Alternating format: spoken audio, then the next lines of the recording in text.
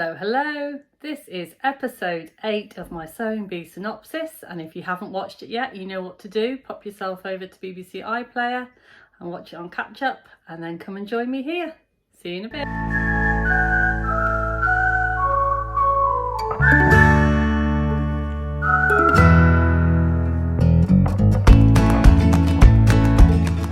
Hi there, my name's Sam and you're watching Sew That Sparkle with Sam, and this is my weekly Sewing Bee Synopsis and catch up, and this is episode 8. Where have the weeks gone? I mean, where have the weeks gone? It's been gone ridiculously fast and I'm not ready for it to finish it.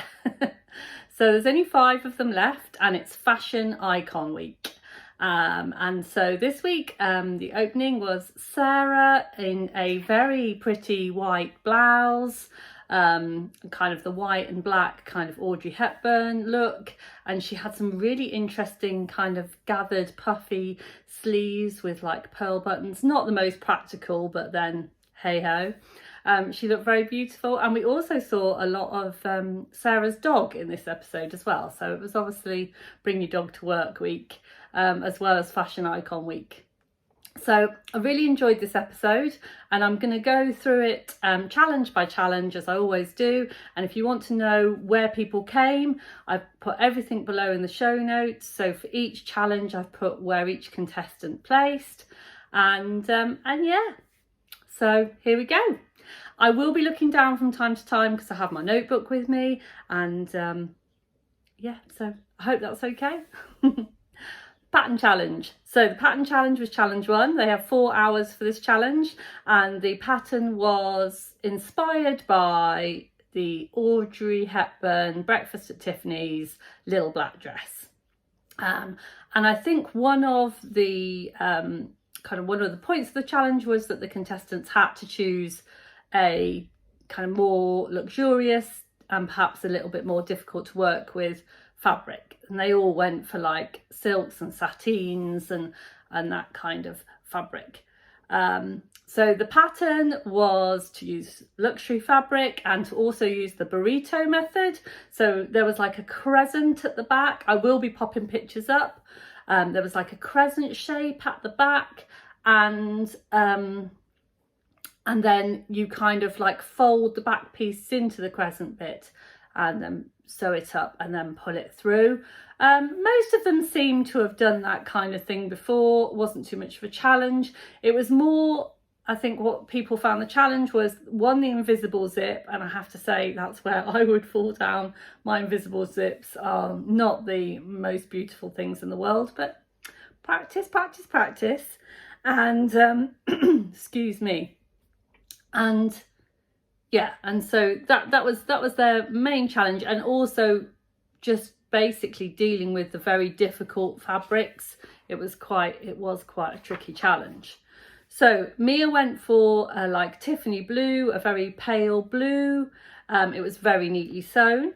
Tony went for a kind of floaty floral kind of silk fabric.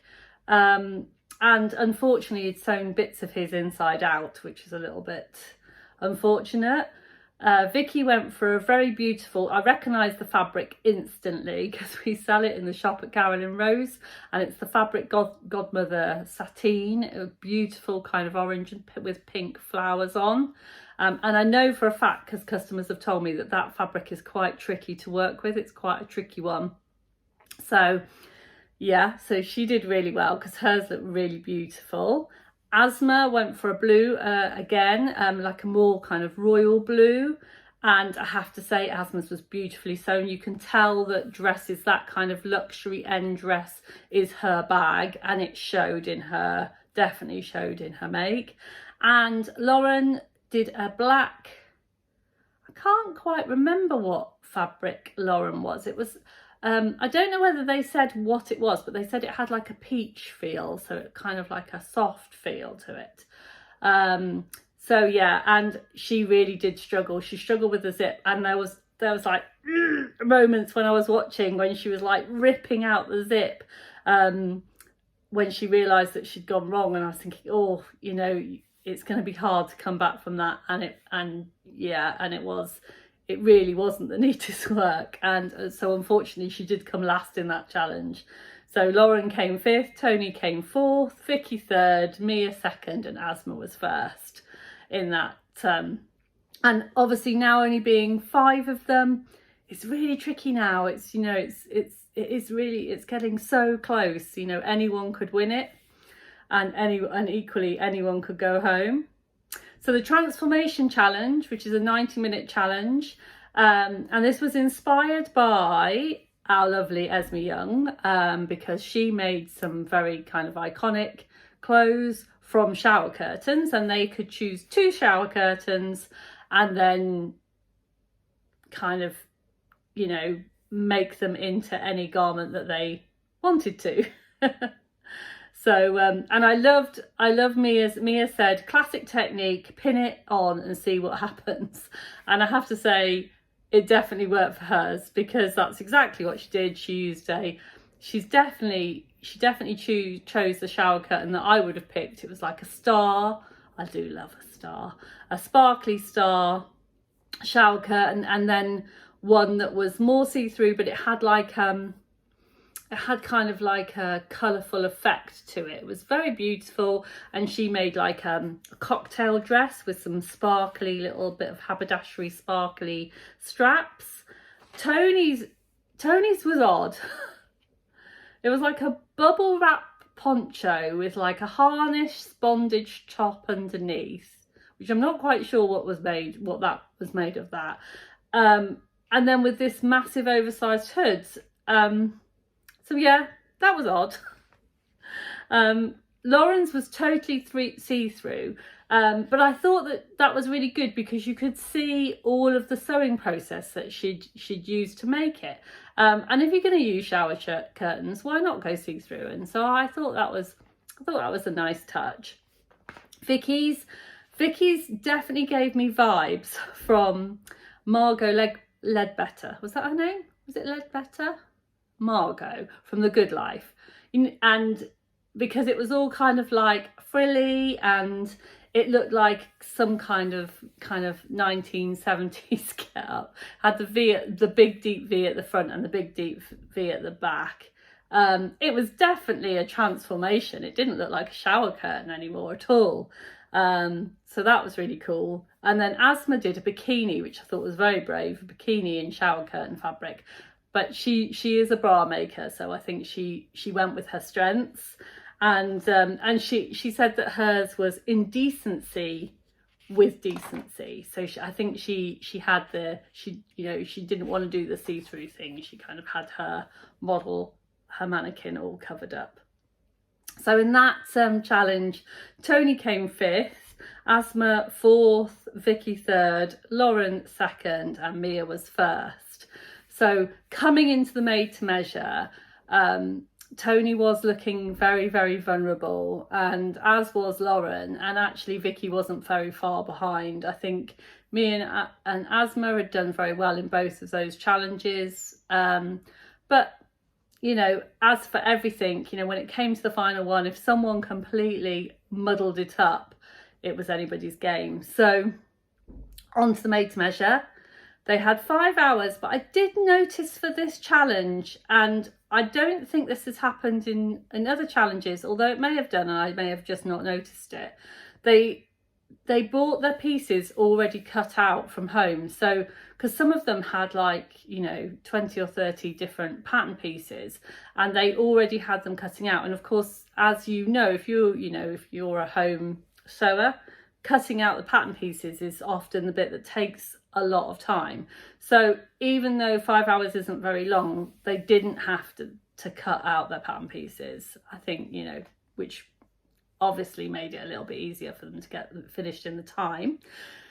So the made to measure was a male model challenge, so they all had male models, and they had to make a kind of modern version of a smoking jacket, kind of inspired by Noel Coward and Harry Styles. And it was really interesting how they all went around it in very, very different ways. So I will pop pictures up of each person's.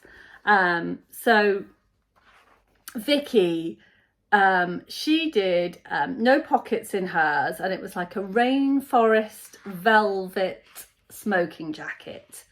And it was kind of like a really rich and opulent velvet. But I have to say, hers was, for me, more of a blazer than a smoking jacket. And Patrick did say that it was too small, it was too short, and I think the smoking jacket is generally kind of like a longer fitted coat, but her model looked absolutely fantastic in it, and it was definitely, you know, it was definitely a very well made jacket. It was a little snug on her model, but it was, yeah, it was very good sew, and I did really enjoy Vicky's. It was, I think I would have probably worn that. I thought it was a great jacket. So Lauren's wasn't as nicely finished as she wanted it to be, and I did feel really sorry for Lauren. She had like a waist tie. Hers was chenille fabric. It was curtain fabric, I believe, with patch pockets. And then the idea is that she wanted to finish hers all entirely. Hers was the only one that didn't have a lining. And she wanted to finish it entirely with bias binding. But unfortunately, I think Lauren had a really bad week this week. She ran out of time. And you could see, you know, that the tears were coming even before the end. I think she did find this a real challenge, and the judges were very positive about her make, but you know, there was some big mistakes in it. Tony was Willy Wonka inspired, so he did like a purple posh dressing gown smoking jacket. It was purple corduroy, and then it had like a big black shawl collar. Yeah, which was nice. He did push himself totally out of his comfort zone and did welt pockets. Now I haven't ventured onto welt pockets yet, but I do know a lot of sewers that once they have tried them, have found them quite a tricky beast. And his welt pockets, they weren't perfect, but I think he did get kudos for putting them in. So yeah, so that was Tony. And then Asthma also went purple. Oh, and I found an interesting fact out last night. So Patrick doesn't like purple. So, you know, have to remember that if I'm ever going to make anything for Patrick Grant, don't go purple. But Asthma chose, and hers was beautifully finished, and it was all piped, and I think that I'm pretty sure that Esme said it was a little bit small. I didn't think it was a little bit small. I mean, Asthma's model was quite broad shouldered. I mean, he was like quite a large man, and he had very broad shoulders. And I actually thought his jacket fitted him quite nicely. Asthma did choose not to put shoulder pads in, and I think that was the right thing, because it would have definitely been too small. But it was very opulent. It was, you know, patch pockets, you know, the beautiful satin collar, and yeah, and hers, it was definitely one of the better finishes of them all. And then lastly, we've got Mia. So Mia, of course, she just went totally different. She didn't go traditional at all, and she used a kind of sparkly brocade fabric. Reminds me, it was a little bit chintzy. If you kind of remember back to that kind of style, to me, that fabric would be described as chintzy fabric. And she did like her own take on the shawl collar, but with a scalloped edge, which she designed herself. And definitely not my cup of tea. That isn't one that I would have been wearing, but I have to say it was beautiful, and it was beautifully finished. She did run out of time, and her waist tie was definitely a last minute thing. But yeah, it was it was very beautiful, and her model did give her a little bit of side eye when he saw it. I don't think he was entirely keen, but Harry Styles would have absolutely rocked it. So yes, so those were the made to measure, and it was again really tricky one. So garment of the week went to Asthma. Hers was stunning and definitely was the best garment this week, and unfortunately, sadly, it was time for Lauren to go home, and she did get really teary, and as she got teary, I got teary too. So yeah, it was very sad. But you know, now we're getting, next week is semi-final week. Can you believe it? You know, there's only going to be 4 of them, and yeah, so just a short and sweet one for me this week, and I'll see you hopefully next week for some more Sewing Bee chat. So if you do enjoy listening to this, then please give me a like, and if you want to find out more about my sewing journey, I do a weekly vlog on my channel, so have a think about subscribing. Have a lovely week, don't forget to sparkle, and I'll see you really soon. Bye for now.